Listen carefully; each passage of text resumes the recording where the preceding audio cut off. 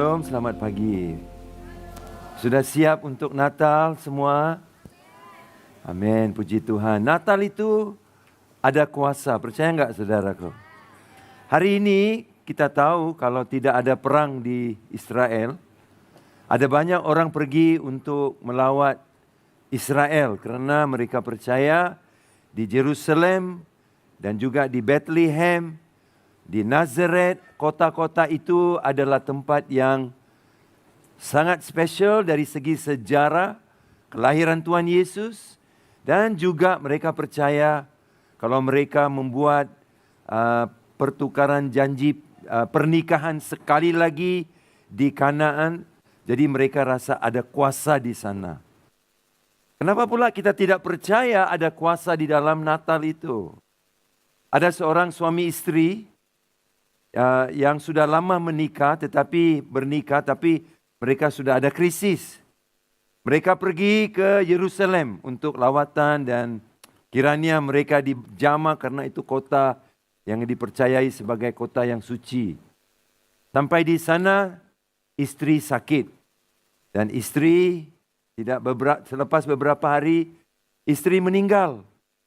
Jadi mereka dari tempat yang lain di luar dari Israel. Jadi ada seorang pastor di sana, dia cakap, Pak, kalau istri dimakamkan di Israel, Jerusalem, $100 saja. Kalau dibawa pulang, $10,000, Pak. Kira-kira Bapak mau pilih yang mana? Bapak itu bilang, lebih baik saya bawa dia pulang saja. Pastor itu cakap, wow, pasti Bapak sangat mengasihi istri. Sampai bisa belanja $10,000 untuk bawa istri pulang dan dimakamkan di negara sendiri. Suami itu berkata, oh tidak Pak, saya tahu Yesus pernah dikuburkan di sini.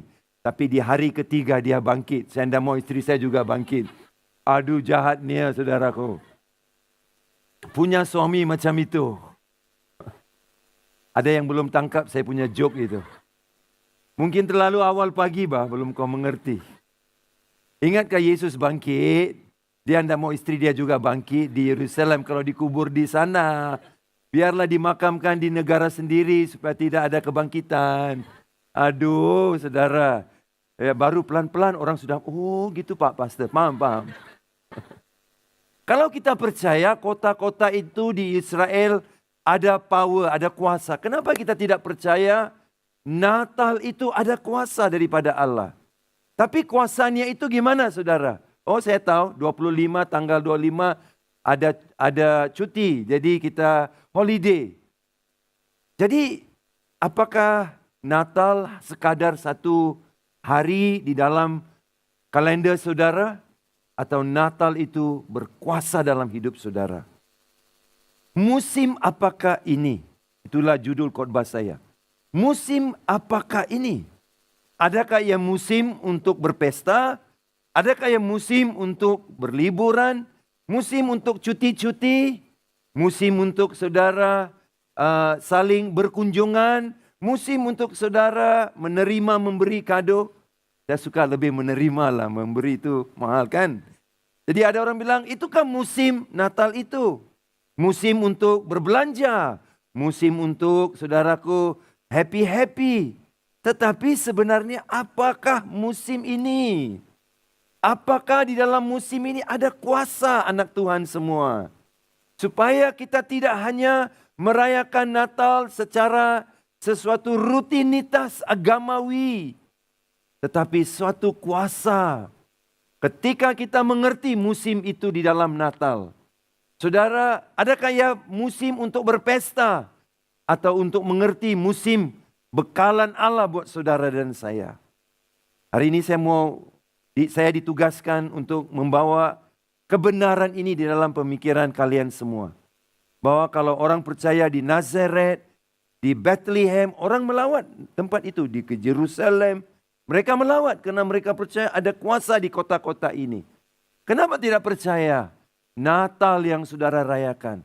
Ada kuasa, ada bekalan Tuhan di dalamnya.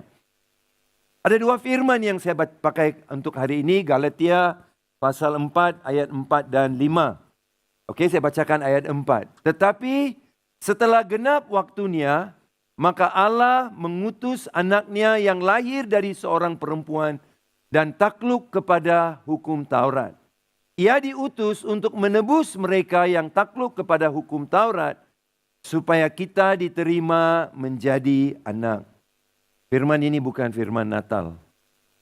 Ini bukan firman yang sering dipakai untuk Natal. Tapi banyak orang tidak tahu di dalam firman ini tersembunyi 4 rahasia musim apakah ini. Dalam firman ini tersembunyi apakah 4 musim Natal itu. Untuk saudara, supaya sudah tidak pulang, hari Rabu kita rayakan Natal. Amin. Ada yang lupakah? Tidak. Mana boleh? Tidak boleh. Hari Rabu kita rayakan Natal, saudara. Tanggal 24 jam 8.30 malam ada kebaktian. Jadi saudara, pagi besok jam 7 ada ibadah lagi di Tuhan. Jam 9 ada ibadah lagi di Tuhan.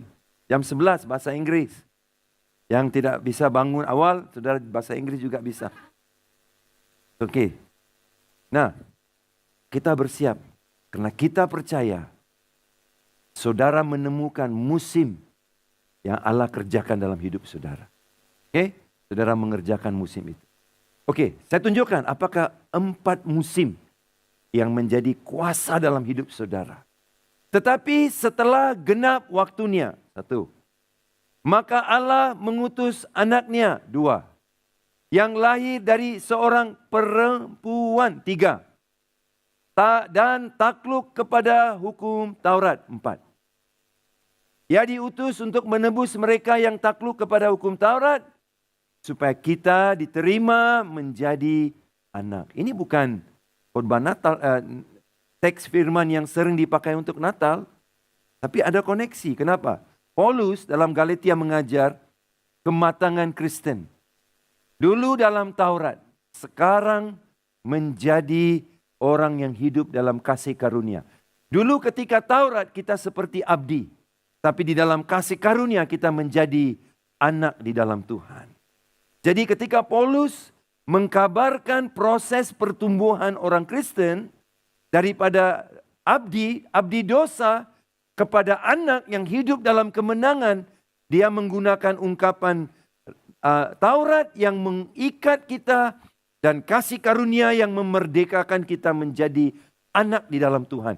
Tapi dalam itu ditemukan 4 musim Natal, saudaraku.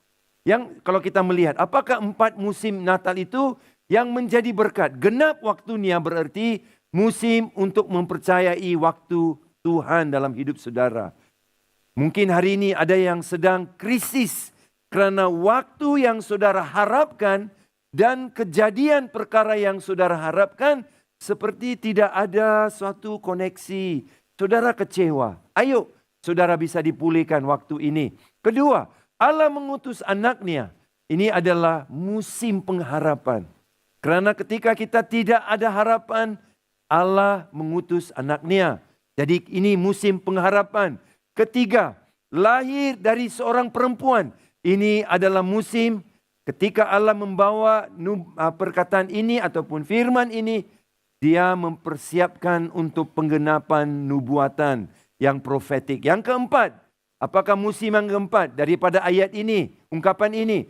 Takluk kepada hukum Taurat. Berarti ini adalah musim penebusan. Jadi saudara, Bapak Ibu yang saya kasih dalam Tuhan Yesus, Natal ini adalah musim yang membawa kuasa dalam 4 aspek hidup saudara ini. Ayo kita lihat yang pertama, yaitu firman Tuhan berkata, ketika genap waktunya, Allah mengutus anaknya itu. Bila kita bercakap tentang waktu, waktu dan musim yang kita harapkan dalam hidup kita seringkali tidaklah sama seperti yang kita mau. Nah saudara, kita berdoa, kalau boleh Tuhan, ujung tahun ini saya mau menikah.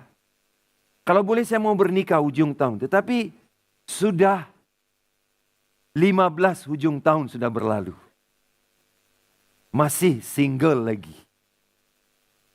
Aduh, kau bilang Tuhan tidak tahu urus masa ya? Biar Tuhan turun ke bawah, biar saya yang naik urus masa. Woi. Tetapi ketika kita merayakan Natal, Allah mengingatkan saudara bahwa waktunya Tuhan adalah selalu yang terbaik. Waktunya Tuhan adalah selalu terbaik. Saya pernah punya rencana seperti itu, mau bernikah tanggal sekian-sekian, tahun sekian-sekian, tetapi ditunda lebih daripada 3 tahun baru menikah. So, saudara, kenapa? Karena Tuhan itu maha tahu. Dia bijaksana. Dia mengerti keterbatasan saudara. Dia mengerti mungkin saudara belum siap. Dia tahu orang itu juga belum siap. Jodoh saudara juga belum siap. Kalau kau menikah, parah nanti saudara orangnya. Karena dia tidak bisa menjaga saudara, perhatikan saudara. Jadi kalau saudara pikir, tapi aku mau ikut masa saya Tuhan. Awas, kita mungkin terkeluar dari jalur masanya Tuhan. Firman Tuhan berkata begini di dalam firman yang saya bacakan. Tetapi pada genap waktunya Allah mengutus anaknya. Nah, perkataan saudaraku, waktu di sini adalah kronos. Semua sebut kronos. Saya ajar saudara bahasa Yunani pagi hari ini. Kronos. Nah, kronos berarti waktu mengikut turutan. Sequential timing. Berarti 1, 2, 3, 4, 5, begitu. Ya, jam 1, jam 2, jam 3, jam 4. Itu kronos. Ada lagi satu perkataan untuk waktu di dalam bahasa Yunani, namanya kairos. Semua sebut kairos. Nah, kairos berarti saudara, berarti masa yang terjadi seperti satu kesempatan yang indah. Satu kejadian yang tiba-tiba terjadi. Sesuai waktu dan masa tiba-tiba terjadi. Bila penulis Alkitab yaitu Rasul Paulus menggunakan ketika genap waktunya. Perkataan waktu di sini bukan kairos tapi kronos. Kronos berarti terjadi mengikut turutan seperti turutan 1, 2, 3, 4. Berarti turutan sehari-hari. Kenapa? Kenapa Tuhan tidak pilih kairos tapi dia pilih kronos? Kenapa? Sebab dalam hidup saudara terjadi perkara seperti ini. Hari Isnin, Selasa, Rabu, Kamis, Jumaat, Sabtu, Minggu. Masuk balik lagi, Isnin. Kan itu kan turutan. Di dalam turutan itu terjadi perkara-perkara yang saudara sangat ingini, saudara tidak ingini. Hari Rabu dimarahin bos saudaraku. Aduh, saudara bilang, hari Rabu ini, hari Rabu yang gelap sekali. Nah saudara, kenapa terjadi hari-hari itu? Oh, hari Kamis, puji Tuhan. Aku dapat bonus, haleluya. Bonus gaji 5 bulan, haleluya. Haleluya. Jangan lupa dana bangunan, saudara. Nah, saudara, begitu saudara melihat ada hari baik, ada hari tidak baik. Puji Tuhan, Tuhan juga mengutus anaknya mengikut waktu kronos. Berarti sesuai dengan kejadian harian saudara, keperluan bulanan dan mingguan. Allah menampakkan dirinya pada waktu kronos itu dalam hidup saudara. Saudara dan saya tidak tahu. Kenapa saudara? Firman Tuhan dalam Kisah Para Rasul 1:7 berkata, engkau tidak perlu mengetahui masa dan waktu yang ditetapkan Bapa sendiri menurut kuasanya. Bila saya bawa anak saya waktu mereka kecil pergi dari Pulau Pinang, kami pergi ke Singapura bawa mobil saudara, bawa kereta. Jauh. Tapi anak-anak kami sudah jadi sangat penat, capek. Sudah dia bilang, are we there yet? Sudah sampai belum? Sudah sampai belum? Kalau saya cakap dengan mereka, 2 jam lagi jawaban mereka, wah lamanya. Kalau saya cakap 10 menit lagi, wah lamanya. Kita kenapa? mereka waktu kecil tidak tahu konsep masa. Bila saudara kasih tahu anak kecil tengok, 10 minit kita balik rumah ya. Tak mau. Dia tak mengerti 10 minit itu. Kalau saudara bilang, kau bisa bermain di dalam taman kanak-kanak ini 1 jam. 1. Dia tidak mengerti. Dia pikir 1 minit. Karena anak kecil tidak mengerti konsep masa. Puji Tuhan, Bapa mengerti. Di dalam kuasanya, kamu tidak perlu mengetahui masa. Amin. Kalau saudara mau menentukan semua mengikut masa, saudara pasti saudara geram, marah. Karena saudara pikir semuanya harus bergerak sesuai masa saudara. Ada satu cerita, ini cerita benar di EPCC. Ada satu tim dari US sudah mula berurusan email. Mereka sudah mau datang melayani di EPCC. Ketika saya dengan PA saya, Stephanie, kami baca email itu. Apa yang kami dua paham adalah mereka bisa melayani hari Sabtu bahasa Inggris. Bukan hari Minggu. Mereka hanya bisa melayani hari Sabtu. Kami bilang oke, bisa diurus, semua diurus. Hari Sabtu mereka melayani, hari Minggu Pastor Rachel melayani. Saya tidak tahu, saya mungkin melayani di luar. Tidak ada di sini. Sampai hari Sabtu mereka melayani. Hari Minggu sudah siap untuk Pastor Rachel melayani. Lebih kurang 10 menit sebelum ibadah. Stephanie, dia keluar tempat beli minuman itu. Kan ada pintu. Dia keluar dari pintu itu, dia turun ke lantai 10. Untuk mau berurusan dengan ada jemaat di lantai 10. Ketika dia sampai lantai 10, pintu lantai 10 kunci. Dia tidak boleh buka pintu 10. Jadi dia naik lagi ke lantai 12, pun kunci. Ada pintu itu begitu, kamu boleh keluar. Tapi kalau ditutup, tidak boleh buka lagi. Kemudian, dia pikir macam mana tidak bawa handphone. Dia turun 11, coba buka, tidak boleh. 10 lagi, 9, coba, tidak boleh. Stephanie, kalau dia datang gereja, saudaraku, make up-nya kemas. Saya pikir, saudaraku, dialah saudaraku. Immaculate, saudaraku. Rapi sekali make up semuanya. Sepatu tumit tinggi, saudaraku. Dia turun lantai 8. Kunci. Lantai 7. Kunci. Turun. Sampai lantai 5. Make up-nya, saudaraku, sudah mula keluar-keluar. Kena keringatan, Mbak. Betul kan? Sudah keringatan sudah, tidak ada aircon, tidak ada kipas di sana. Coba saudara, kalau tidak percaya.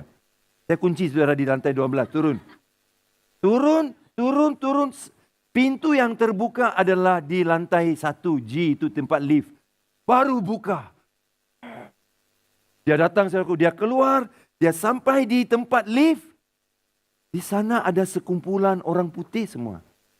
Orang kita bilang apa? Bule kan? Ya, semua di sana. Dia pikir, oh siapa ini? Dia tidak pernah jumpa mereka. Sama-sama mereka masuk lift.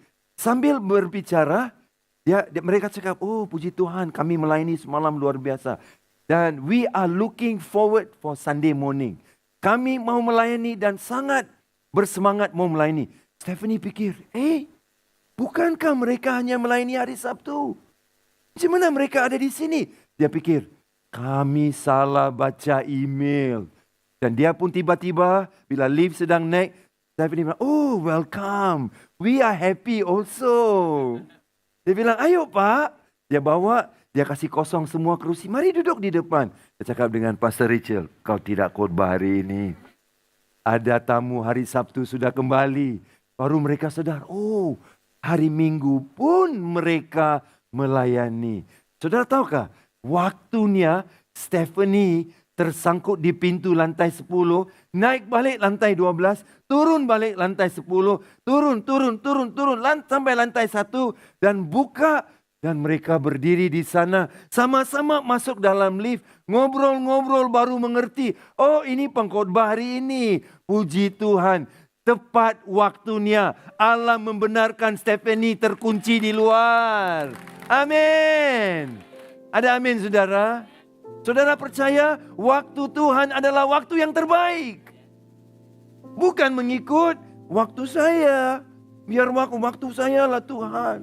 Aku tidak suka kau buat aku begini. Benci, dengar dulu anak Tuhan. Karena Alkitab bilang, kamu tidak perlu mengetahui masa dan waktu. Tetapi masa dan waktu ditetapkan Bapa mengikut menurut kuasanya. Beri kemuliaan bagi Bapa kita yang luar biasa baik. Amin saudara. Beri kemuliaan bagi Bapa kita yang luar biasa baik. Amin saudara. Saudara yang saya hormati dalam Tuhan Yesus. Saudara tahukah? Kalau saudara tinggal di bumi ini, kita dikuasai oleh 24 jam. Tapi kalau saudara pergi ke Jupiter, planet Jupiter, satu hari bukan 24 jam, satu hari 10 jam saja. Sebab dia berputar cepat saudara. Jupiter. Di situ saudara jangan jadi student di sana. Student jangan jadi student di Jupiter. Sebab bila kamu tanya dosen, pencara, kapan serahkan assignment, dia cakap esok baru 10 jam saja. Kalau di bumi 24 jam, masih okey saudara. Kan? Dan jadi saudara, lain konsep waktu di Jupiter. Tapi kalau saudara tinggal di Venus lain. Di bumi berputar satu putaran di paksinya 24 jam, betul? Tapi kalau di Venus, putarannya dalam paksi satu putarannya 5.324 jam, 8 jam. Berarti bila kau cakap dengan kawan kamu, kapan kita jumpa? Kau bilang, besok 5.328 jam.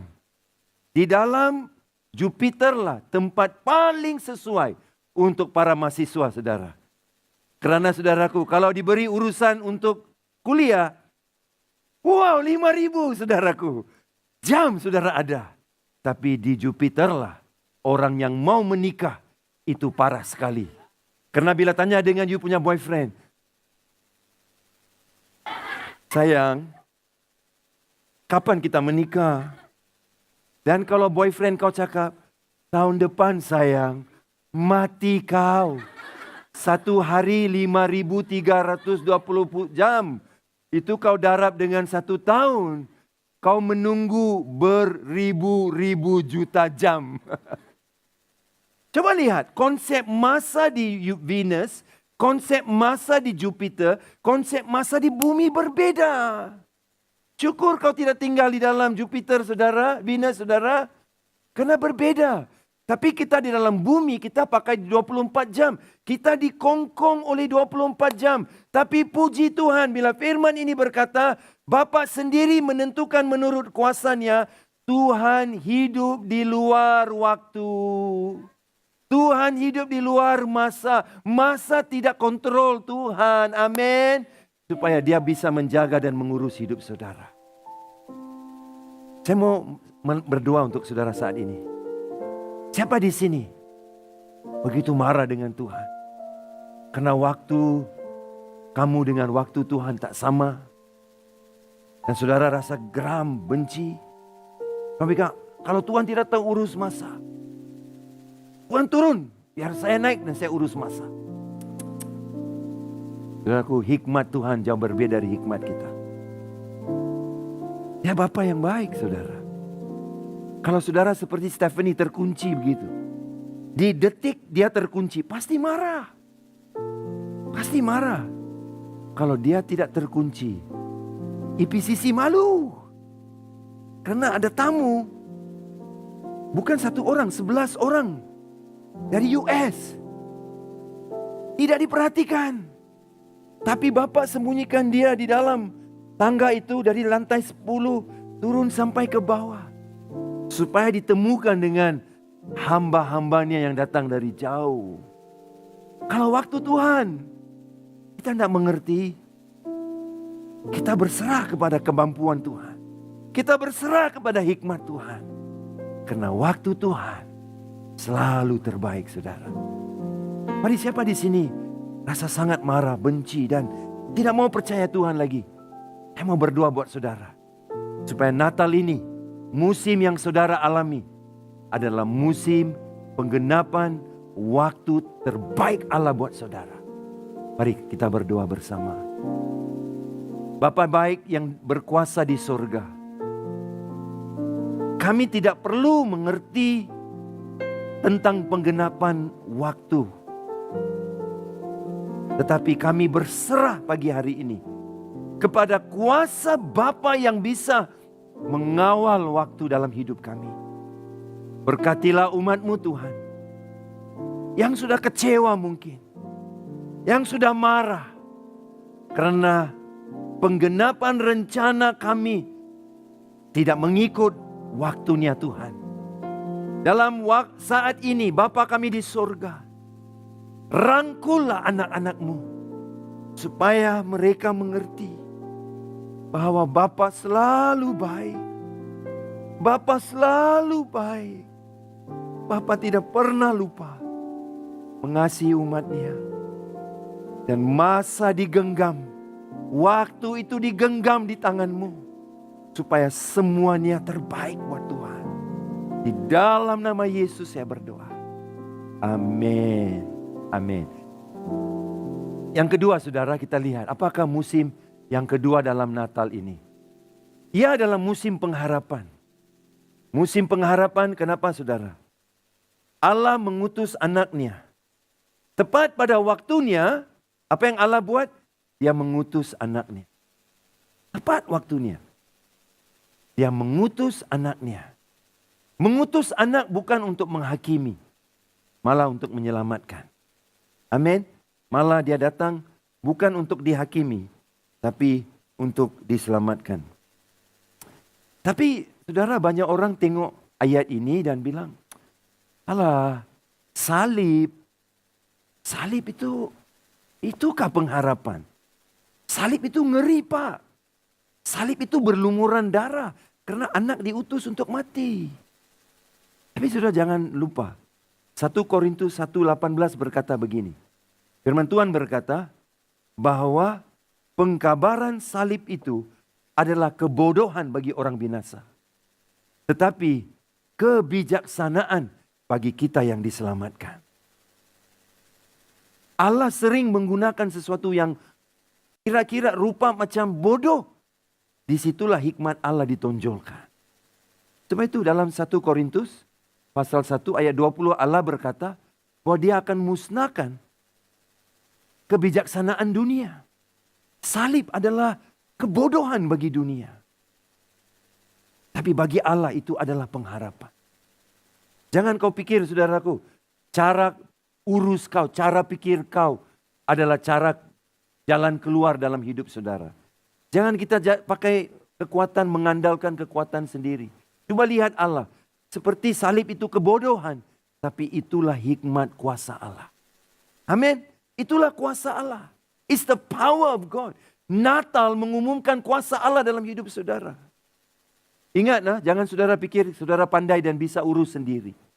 Bagi semua yang di sini pikir kamulah orang yang cantik dan handsome.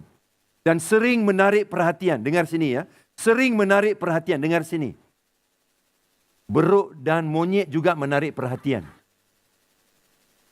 Ketika kau taruh beruk dan monyet di dalam taman hewan, saudaraku. Orang datang berduyung-duyung foto beruk dan monyet itu juga. Jadi kamu yang sangat bangga bilang, saya handsome. Saya cantik. Dan saya menarik perhatian. Ingat, beruk dan monyet juga menarik perhatian. Yang setuju kata amin, saudaraku.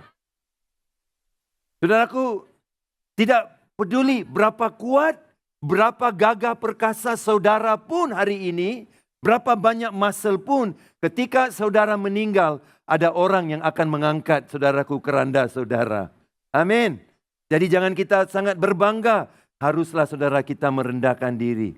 Tidak peduli berapa tinggi saudara pun, saudara tidak boleh melihat hari esok. Haleluya.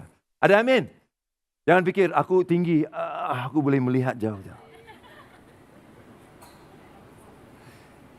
Di rumah kami, Ashley tinggi, saya tinggi. Dan Suzy selalu cakap, oh kau orang main-main dengan saya. Saya kau orang yang paling pendek di rumah, dia cakap. Dan Ashley sengaja suka main dengan mama, dia bilang, Mama coba ambil barang itu. Dia tahu mama dia tidak boleh, saudaraku. Mama dia bilang, woi kau kurang asam betul kau ini. Mama tolong ambil, mama tolong ambil. Suzy akan cakap, ini sebab Tuhan jadikan kau tinggi. Sebab kau boleh ambil benda-benda yang tinggi itu. Saudara tahu, jangan pikir, karena kau sangat tinggi, seperti model, seperti pemain basketball, kau sangat bangga. Tapi kau tinggi-tinggi sekalipun, tidak boleh melihat hari esok. Boleh lihat kah? Tidak boleh. Jangan sombong. Ingat, bahwa kebijaksanaan manusia sebenarnya adalah kebodohan kalau diukur dengan kebijaksanaan Allah. Nah saudaraku, tidak peduli berapa cerah pun kulit saudara. Tidak peduli berapa cerah pun kulit saudara. Saudara masih perlu lampu di tempat gelap. Haleluya. Puji Tuhan. Seperti saya merasakan jemaat IPCC ada pencerahan pagi hari ini. Yang kulitnya putih-putih saudara itu. Kau jangan bangga loh sis. Hey. Bro, kau jangan bangga tahu. Biar berapa putih-putih sekalipun kulit kau, kau masuk tempat gelap kau masih perlu lampu kau. Jangan kau lupa itu. Amin. Sebab itu, hati-hati, awas. Jangan bangga kalau saudara pikir saudara bijak dan sangat itu. Tidak peduli berapa kaya saudara. Berapa banyak mobil kereta saudara ada, berapa banyak besar rumah saudara. Berapa banyak lori saudara ada pun. Tiap-tiap malam untuk saudara pergi dan tidur. Saudara masih perlu berjalan ke ranjang saudara. Masih perlu berjalan ke katil saudara. Kau boleh ada kereta Ferrari. Kau boleh ada kereta Lamborghini. Wah, pecut dari 0 sampai 100 dalam 2 detik, 2 saat. Pun pada malam hari sebelum kau tidur. Kau masih perlu berjalan. Ada amin? Ingat. Sebab itu saudara, Allah menggunakan sesuatu yang kononnya kebodohan. Seperti salib itu bagi orang dunia kebodohan. Untuk membuktikan, saudaraku, bahwa itu sebenarnya adalah kuasa Allah. Bagi yang binasa itu bodoh. Bagi kita yang diselamatkan itu adalah kuasa Allah. Amin. Jadi saudaraku, Allah mengutus anaknya. Kenapa dia mengutus anaknya itu untuk kita semua? Sebab firman Tuhan ini berkata begini, saudara. 1 Yohanes 4:14. Sama-sama baca jemaat Tuhan. 1, 2, 3.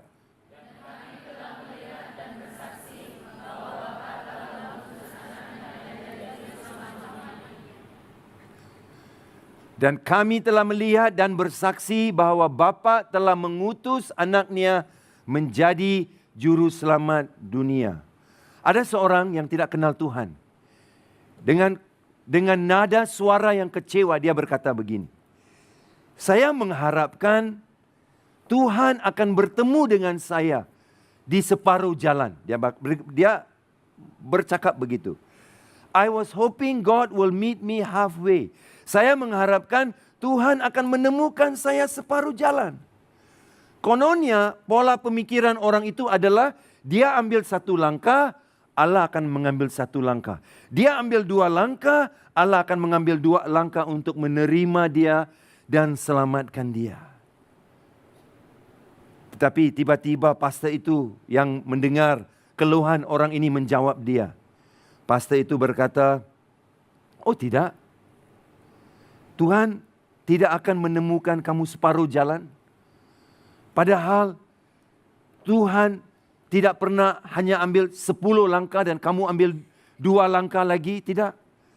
Sebenarnya Allah yang mengambil semua langkah dan datang kepada kamu. Sebab itu pada waktu Natal itu anak Allah saudaraku. Dialah satu-satunya anak yang tidak lahir kerana kerinduan daripada hati mak dan bapa. Hati mak dan bapa biasanya suami istri sudah bersetuju mereka mau ada seorang anak, lahir anak itu. Tapi Yesus tidak dirancang oleh mereka. Tapi diturunkan oleh Bapa. Sampai ke bumi, sampai di hadapan manusia. Manusia tidak ambil satu langkah, Tuhan ambil. Nah, Allah yang ambil semua langkah untuk mengasihi saudara. Berarti saudara hanya tinggal satu saja, percaya. Percaya. Seperti yang saya cakap. Jangan pikir saya belanja you makan tengah hari, saudara bagi tips dengan waiter. Tak perlu. Jangan pikir Tuhan sudah belanja makan tengah hari, saya hanya bagi tips RM2 dengan waiter. Tak. Tuhan sudah bagi kamu makan tengah hari, makan siang, dan juga bayar tipsnya untuk saudara. Semuanya diberesin oleh Allah. Bukan kamu, bukan saya. Saya bersyukur 2 kali saya diberkati dengan mobil yang baru dalam hidup saya. Bukan mobil second hand, mobil baru saudara. 2 kali saya diberkati. Dan orang yang membeli mobil itu tidak cakap begini, Pak Sam, saya beli badannya, Bapak beli tayarnya itu. Dia tidak cakap, Pak Sam saya beli badan, Pak Sam beli tayar, saya pasang tempat duduknya, Pak Sam pasang steering wheelnya itu. Dia tidak bilang, Pak Sam saya beli badannya, Pak Sam bayar untuk engine-nya.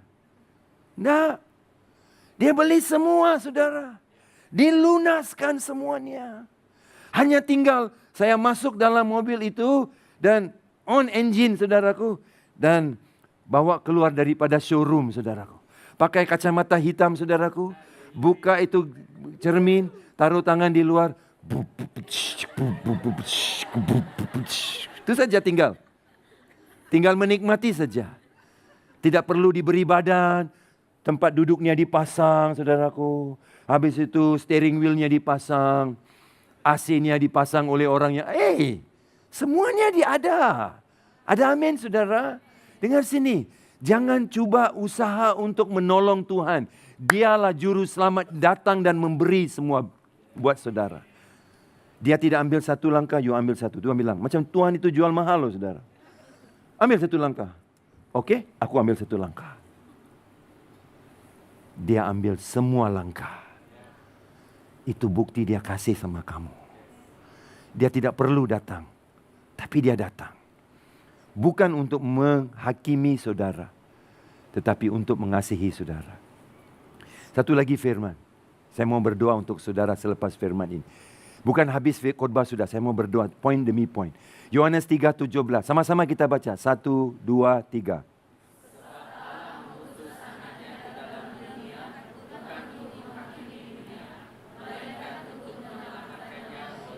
Bukan untuk menghakimi, melainkan untuk menyelamatkan.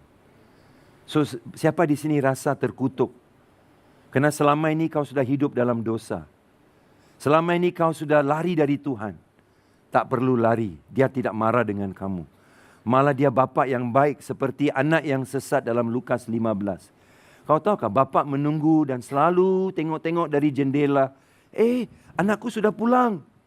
Saudara, bapak dia lari kepada anak dia. Bukan dia tunggu untuk anak dia bilang, kurang asam, kasih habis uang saya semua.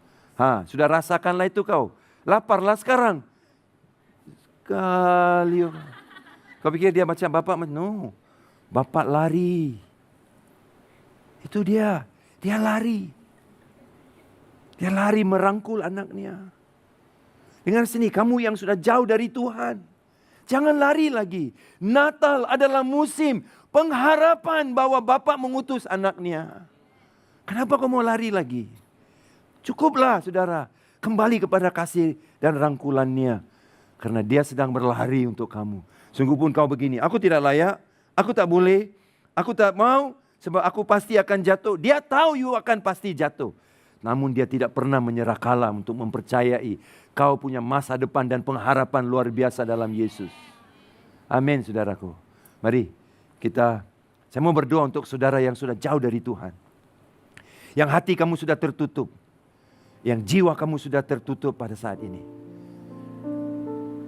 Mari hari ini kamu bisa dipulihkan Tuhan. Bapak, saya berdoa bagi jemaat Tuhan. Yang sudah lama tidak ke gereja. Atau ke gereja hanya pada musim Natal saja. Karena itu musim berpesta. Biarlah ada pertukaran persepsi pagi hari ini. Ini bukan musim berpesta. Malah ini musim bekalan Allah buat kami. Bahwa Bapa tidak menunggu untuk kami lari dulu. Bapa yang lari dulu dan merangkul orang berdosa itu. Seperti itu ada banyak anak-anak Tuhan di tempat ini. Bapak mau merangkul mereka pagi ini. Berkatilah mereka Tuhan. Dan pulihkanlah mereka. Supaya mereka tahu Natal itu bukan hanya satu tanggal yang ditetapkan di dalam kalender kami. Tapi satu kuasa Allah yang menyelamatkan kami. Dalam nama Yesus. Amin. Saudara, musim yang ketiga adalah lahir seorang perempuan. Tadi kita nyanyikan lagu itu tentang penasihat yang ajaib. Bapa yang kekal, Raja Damai. Dia lahir, kita tahu dia lahir. Tapi kenapa disebut lahir dari perempuan? Karena itu menggenapkan nubuatan. Itu menggenapkan nubuatan. Keyboardist, keep playing. Teruskan main saja. Okay. Saudara, Kejadian 3:15. Ingat 2 minggu yang lalu saya bawa firman ini. Kejadian 3:15. Aku akan mengadakan permusuhan antara engkau dan perempuan ini. Siapa perempuan ini? Hawa. Antara keturunanmu dan keturunan Nia. Nia itu siapa? Perempuan. Keturunan Nia, keturunan perempuan akan meremukkan kepalamu. Dan engkau akan meremukkan tumitnya. Ini nubuatan. Untuk nubuatan itu terjadi, dia mesti lahir dari seorang perempuan. Berarti memanglah semua anak lahir dari perempuan, bukan lelaki. Kan? Bolehkah lelaki melahirkan anak? Ada negara di luar, saya tidak mau kasih tahu negara mana. Ada orang-orang mau percaya bahwa lelaki boleh melahirkan anak. Wow. Saya pikir kalau lelaki lahir anak kan, anak belum lahir, laki sudah mati sudah. Sebab daya tahan sakit perempuan jauh lebih tinggi daripada lelaki. Lelaki potong bawang di rumah, saudaraku, potong sedikit. Satu kampung sudah tahu, saudaraku, dia ada luka di jari. Jadi ibu ketika dia lahir anak itu, wah, sakitnya saudaraku. Saya tidak pernah rasa sakit itu. Saya hanya perhatikan istri saya sakit saja. Ketika saya pegang tangan dia hari anak pertama, push, come on, you can do it. Saya tahu sakitnya itu. Waduh, saya hanya boleh jadi cheerleader saja.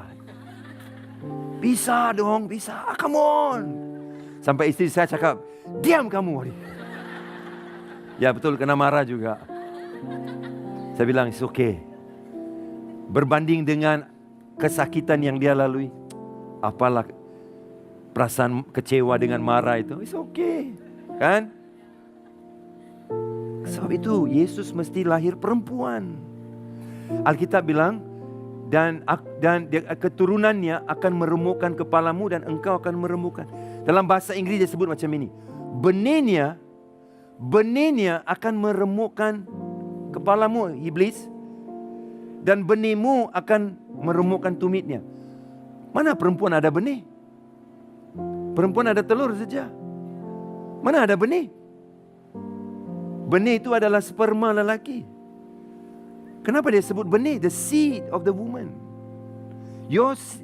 Her seed will crush your head. Kenapa dia pakai benih? Sebab itu membuktikan benih itu tidak datang daripada seorang manusia.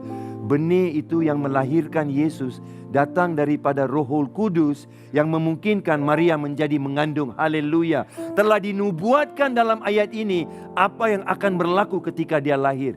Jadi musim Natal, saudara, adalah musim Allah menggenapkan janjinya bagi umatnya itu.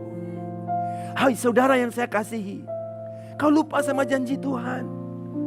Kau marah Tuhan tidak genapkan janjinya untuk keperluan saudara dalam hidup saudara. Kenapa saudara marah dengan Tuhan? Ingat saudaraku, Ibrani 9:13 dan 14. Dia berkata begini, sebab jika darah domba jantan dan darah lembu jantan dan dipercikkan abu lembu muda menguduskan mereka yang najis sehingga mereka disucikan secara lahiriah. Berarti hanya darah domba, darah lembu hanya membersihkan mereka dari luar. Tapi Tuhan mesti utus seorang anak yang ada darah dan daging, dan darahnya saja yang boleh mentahirkan mereka dari dalam dan di luar. Sebab itu Yesus mesti lahir perempuan, tapi bukan benih Yusuf, tapi benih itu datang daripada Roh Kudus, campur dengan perempuan itu, lahirlah sang juru selamat bagi kita semua. Dia mesti dari perempuan. Sebab itu dinubuatkan. Musim Natal adalah musim penggenapan nubuatan Allah. Kita lihat ayat 14. Sama-sama baca dengan saya. 1, 2, 3. Betapa lebihnya darah Kristus yang oleh Roh yang kekal telah mempersembahkan dirinya sendiri kepada Allah sebagai persembahan yang tak bercacat, akan menyucikan hati nurani kita dari perbuatan-perbuatan yang sia-sia, supaya kita dapat beribadah kepada Allah yang hidup. Amin. Kalau Yesus tidak lahir daripada seorang perempuan, berarti dia bukan manusia, dia adalah roh. Satu daripada ajaran sesat kurun pertama ataupun kurun kedua, ketiga adalah ajaran sesat Gnostik. Gnostik itu adalah kepercayaan Yesus tidak pernah lahir dengan darah dan daging, dia hanya roh. Kalau dia roh, macam mana you salibkan roh? Bolehkah roh ditaruh paku, saudaraku? Pernah siapa-siapa pakai paku dan roh, salibkan itu roh? Tak, dia darah dan daging. Sebab itu dia mesti lahir dari seorang perempuan. Darah lembu domba menutup saja dosa kita. Tahun demi tahun mereka korbankan satu domba, hari penebusan itu, dan darah domba itu menutup dosa mereka. Allah bilang, okey, kau boleh menghadap saya. 1 tahun lagi selepas ini kau mesti menghadap saya. Jangan tangan kosong, mesti ada darah. Tahun demi tahun mengikut Taurat Musa, begitulah orang datang kepada Tuhan. Akhirnya Yesus datang dan dia persembahkan tubuhnya sendiri menjadi korban, supaya darah dia bukan hanya tutup dosa kita, menyucikan selama-lamanya.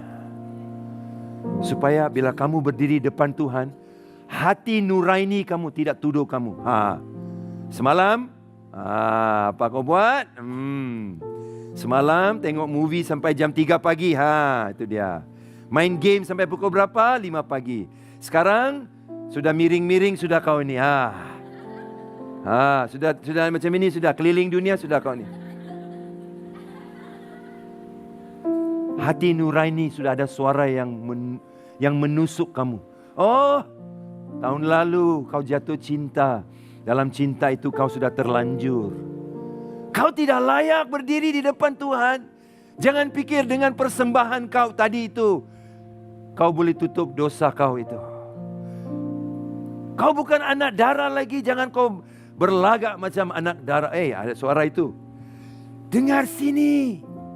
Musim Natal adalah musim penggenapan nubuatan Allah yang berkata bahawa betapa lebihnya darah Yesus yang oleh Roh yang kekal persembahkan dirinya satu kali kepada Allah sebagai persembahan tak bercacat, menyucikan hati nuraini kita dari perbuatan sia-sia, supaya kita boleh beribadah kepada Allah yang hidup. Berarti bila kau datang ke sini dan kau angkat tangan, ada suara itu cakap, jangan kau angkat tangan. Kau pikir kau alim sudahkah kau ni?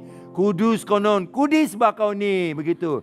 Kau bilang begini, darah domba Allah bersuara jauh lebih kuat daripada suara iblis yang menuduh kamu. Sebab itu hati nuraini kamu dibebaskan supaya kau boleh beribadah kepada Allah. Allah yang hidup untuk saudara. Oh, beri kemuliaan bagi dia, saudara. Amin. Beri kemuliaan bagi dia. Nah, sebab itu Yesus mesti lahir darah dan daging. Sebab banyak penyesat telah muncul dan pergi ke seluruh dunia yang tidak mengaku bahwa Kristus Yesus telah datang sebagai manusia. Itu adalah si penyesat dan anti Kristus. Dengar sini. Anti Kristus akan datang satu hari. Secara seorang fizikal pribadi. Tapi awas, anak Tuhan, roh anti Kristus sudah ada di dunia hari ini. Antikristus secara fizikal, saya pikir mungkin dia sudah lahir. Tidak tahu di mana dunia hari ini dia sedang membesar. Tapi roh antikristus sudah ada. Mana roh antikristus yang cakap Yesus tak lahir dengan darah daging? Itu roh antikristus. Jangan kita bergerak dengan roh antikristus. Sebab itu, ini musim Allah simpan, Allah pegang janji dia. Saudara tahu anak saya lelaki itu, Jeremy dan Ashley, perempuan, bila mereka di dalam kandungan isteri saya kan, kami sudah tumpang tangan berdoa setiap hari. Saya sudah berdoa. Bila Jeremy dalam kandungan Suzy, saya berdoa, Tuhan pakai Jeremy dengan luar biasa. Pakai dia Tuhan. Tuhan pakai dia. Saudara tahu bila dia lahir, bila hari dia lahir, 14 hari dia tidak balik ke rumah. Sebab dia sakit jaundice itu, sakit kuning. 14 hari dia di rumah sakit. Tidak balik ke rumah. Tinggi dia punya bacaan. Selepas itu saudaraku, dia keluar dari rumah sakit. 2 bulan selepas itu doktor cakap ginjal dia gagal. Harus makan antibiotik untuk 5 tahun. Dari umur dia, dari lahir sampai 5 tahun saudaraku. Berapa puluh kali dia keluar masuk hospital. Paru-paru dia selalu rosak. Selalu sakit, batuk. Satu hari saya pikir, Tuhan, ketika saya tumpang tangan dan berdoa untuk anak saya, bilang, Tuhan, bahwa kau akan pakai dia. Seperti lebih saya doa untuk dia, lebih pula dia sakit. Seperti saya sangsi Tuhan tidak akan menggenapkan janji untuk pakai anak itu untuk kemuliaan dia. Saudara, tapi puji Tuhan, selepas dia umur 5 tahun, dia makin jadi kuat. Kuat. Sampai hari ini saudara, dia jadi pastor di Amerika. Wow. Apa yang saya doakan dan saya nubuatkan, Allah sudah genapkan. Sungguh pun anak saya tidak pernah dengar doa saya itu. Mungkin dia dengar sesuatu. Mungkin dia cam suara bapak dia. Tapi mungkin dia tidak mengerti apa yang saya doakan. Tapi Bapa surga saya paham. Bagi ibu-ibu, bapak-bapak yang anak kamu sudah dalam proses dilahirkan, jangan tunggu sampai dia lahir baru berdoa. Percaya untuk masa depan mereka. Amin. Kedua orang anak saya melayani Tuhan. Ashley juga jadi salah seorang HOM dalam pelayanan media. Itu doa kami, Tuhan pakai mereka. Tidak perlu semuanya mesti full timer, tapi pakai mereka Tuhan. Saudara, dengar sini apa yang Tuhan janji. Mungkin janji itu belum digenapi sekarang. Natal menjadi peringatan bahwa ia adalah bukan musim berpesta sahaja, tapi musim penggenapan nubuatan Allah bahwa dia akan lahir daripada seorang perempuan yang akan meremukkan kepala iblis selama-lamanya supaya memberi kemenangan buat saudara. Oh, beri tepuk tangan bagi Allah kita. Mari. Siapa yang seperti janji itu belum sampai-sampai lagi, badan itu belum sembuh, kesehatanmu belum sembuh, mari percaya ini adalah musim penggenapan nubuatan Allah. Bagi yang bisnisnya sangat parah waktu ini, bisnis kamu sangat parah, keuangan kamu sangat krisis waktu ini. Mari saudaraku, urusan rumah tanggamu krisis. Mari kita percaya apa yang dijanjikan Allah tidak pernah akan hilang dan kurang, saudara. Karena Natal peringatan bahwa Allah menggenapkan janji profetiknya. Bapa, ini umatmu yang mengharapkan janji dalam nama Yesus. Penuhi janji itu Tuhan. Genapkan janji itu Bapa. Sebagaimana Natal menjadi peringatan Allah menggenapkan janji. Ini musim penggenapan nubuatanmu bagi umatmu. Apa yang telah dinubuatkan Bapa, pulihkan dalam nama Yesus. Apa yang dirampok iblis, kembalikan 7 kali lipat dalam nama Tuhan Yesus.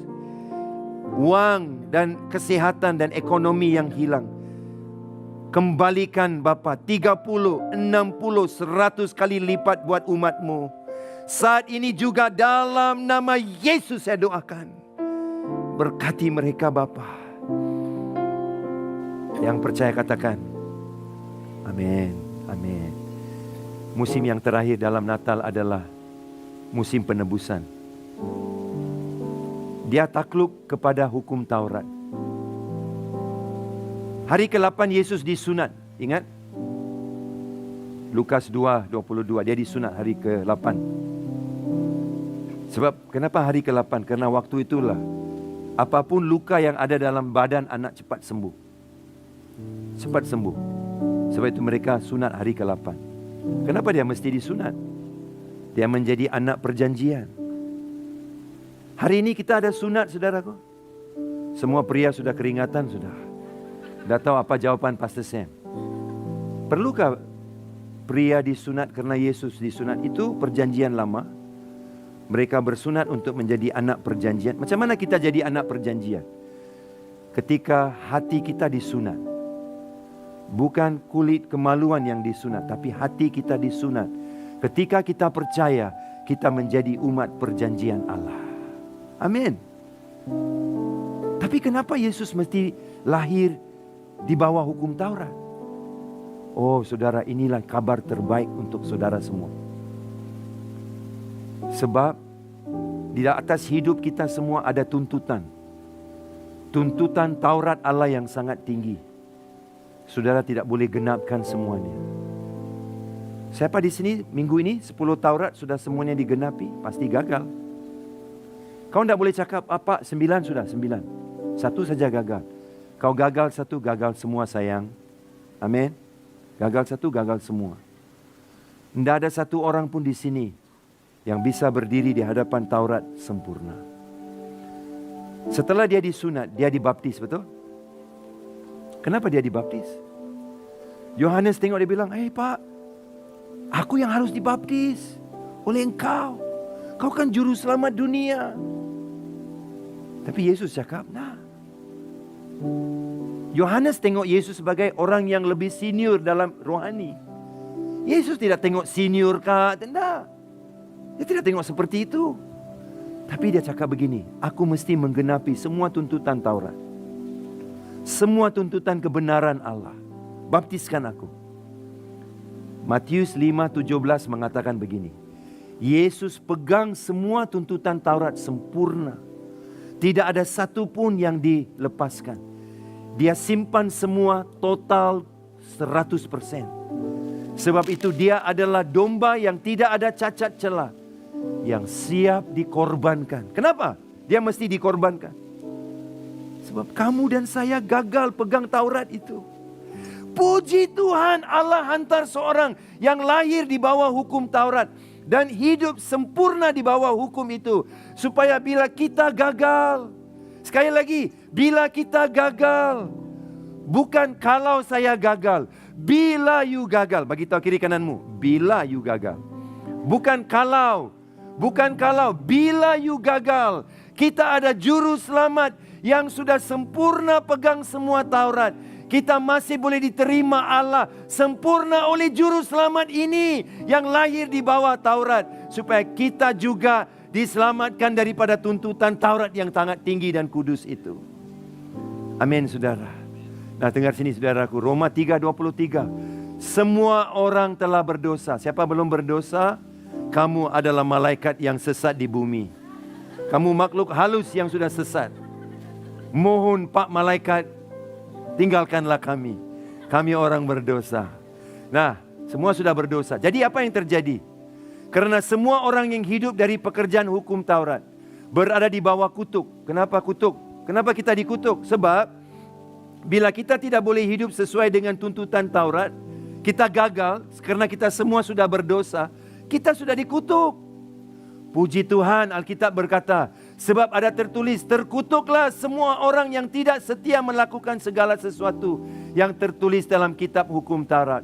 Dan bahwa tidak ada orang yang dibenarkan di hadapan Allah kerana melakukan hukum Taurat. Berarti kalau saudara berkata, Tuhan, kau terima aku hari ini karena aku sudah pegang hukum Taurat. Tuhan tak akan terima you. You tahu kenapa? Mungkin hari ini you boleh, esok you tak boleh. You pasti akan jatuh. Sebab itu Yesus jadi kutuk itu untuk kita. Kristus telah menebus kita dari kutuk hukum Taurat dengan jalan menjadi kutuk kerana kita. Dia ambil semua kutuk yang harus jatuh atas kita. Kerana kita gagal mengikut Taurat, Karena kita semua sudah berdosa. Semua kutuk itu jatuh atas kita seharusnya.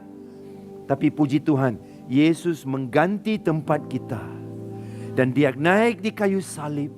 Dia kata, Bapa, biar sayalah yang tanggung semua kutuk mereka. Semua kutuk Taurat yang harus jatuh atas umatku, biar aku tanggung. Kalau Bapak boleh bercakap, ini tidak pernah terjadi ya. Kalau Bapak bertanya, kenapa kau boleh Yesus? Karena aku hidup di bawah Taurat.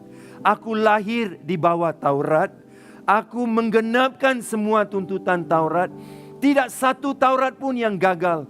Sebab itu aku adalah domba yang layak dikorbankan. Di bawah hukum Taurat. Aku terima. Biarlah aku dikutuk. Supaya umat yang kukasih tidak perlu dikutuk lagi. Haleluya. Kamu tak dikutuk hari ini saudara. Kamu yang takut jampi. Takut dijampi. Takut orang buat ajimat. Orang buat yang jahat-jahat. Sehingga kamu sakit. Dengar sini. Selagi kau tidak takut sama Tuhan. Alkitab berkata dalam Mazmur 34. Saudaraku, malaikat Allah berkemah mengelilingi orang yang takut sama Tuhan. Jangan takut sama ajimat, jangan takut dengan jampi, jangan takut dengan yang perkara jahat orang buat. Karena kamu telah ditebus, semua kutuk iblis sudah diambil oleh Yesus. Dan kamu dibawa dan melalui Yesus, kamu dilindungi dengan kuasa darah Allah. Amin saudara. Jangan keluar dari sini, masih hidup dalam ketakutan. Natal ada 4 musim. Ini musimnya. Ini janjinya buat saudara. 1, ya adalah musim apa? Musim apa? Musim di mana kita percaya dengan waktunya Tuhan. Amin. Kedua, ya adalah musim pengharapan. Karena Bapa utus anaknya buat saya. Tanpa saya ambil satu langkah dengan usaha saya. Dia sudah ambil 100 langkah sampai kepada saya. Ketiga, ia adalah musim penggenapan nubuatan. Amin. Apa janji yang belum pernah diberi hari ini, janji itu dikembalikan kepada saudara. Yang keempat, saudaraku, ia adalah musim penebusan. Penebusan. Saya tutup dengan cerita ini. Worship team maju. Saudara, di dalam budaya orang ataupun hukum orang Yahudi, kalau saudara bangkrut, muflis, bankrupt. Kalau saudara jadi miskin, semua harta saudara hilang, diambil oleh tukang piutang, saudara tidak ada ekonomi apa-apa, meneguhkan hidup saudara, saudara hanya jadi abdi. Tapi satu hari, ada seorang sanak keluarga saudara, orang kaya. Dia mendengar tentang kamu. Dan dia datang tengok kamu, dia bilang, kenapa kau melarat begini? Kenapa semua ini? Aku berhutang Pak. Hutang aku sangat banyak. Dan dia akan bilang begini, tidak apa-apa. Seperti kan, dia bilang, saya sudah bayar, seperti kita bilang, saya sudah bayar uang yang banyak dengan ejen. Tiap bulan gaji saya dipotong. Wah, parah. Tidak ada banyak untuk saya belanja. Oh, saya seperti orang miskin sebab terlalu tiap bulan sangat sikit. Samalah orang ini. Semua uangnya diambil karena dia sudah hutang banyak. Jadi abdi. Sanak keluarga dia yang kaya bilang, it's okay. Saya akan tebus kamu. Semua hutang kamu, semua yang kau perlu bayar, saya tebus hari ini. Saya bayar semua. Ini yang Yesus buat dengan kita. Ingat cerita Ruth kah saudara? Ruth sudah jadi miskin dengan mertuanya Naomi. Mereka jadi abdi. Ada seorang bernama Boaz. Dia menebus Ruth. Menikah dengan dia. Dari keturunan mereka lahirlah Tuhan Yesus Kristus. Saudara dengar sini. Untuk seorang menebus kamu dan saya, orang miskin macam cerita tadi, perlu ada 3 ciri. 1, dia mesti kaya. Yesus kaya enggak saudaraku? Oh, Efesus pasal pertama berkata, dia kaya dengan rahmatnya. Dia kaya dengan kemurahannya. Kedua, dia mesti sanggup. Adakah Yesus sanggup? Oh ya, lebih dari sanggup saudara. Dan ketiga, dia mestilah saudara orang itu. Orang yang dia tebus, mestilah orang itu saudara dia. Adakah Yesus saudara kita? Ya. Dia saudara kita, saudara. Dia saudara kita yang paling tua, saudaraku. Kita saudaranya juga mengikut firman Tuhan. He is our elder brother. Jadi semua ciri itu ada dalam Yesus. Dia kaya? Yes. Dia sanggup? Yes. Dia saudara kita? Yes. So itu Ruth boleh ditebus oleh Boaz. Sehingga mereka boleh menikah. Hari ini Juru Selamat menebus kamu dari semua kutuk. Supaya kamu boleh berdiri di depan Bapa. Tidak rasa malu, terkutuk, rasa berdosa. Dosamu diampuni sepenuhnya. Beri kemuliaan bagi Tuhan kita.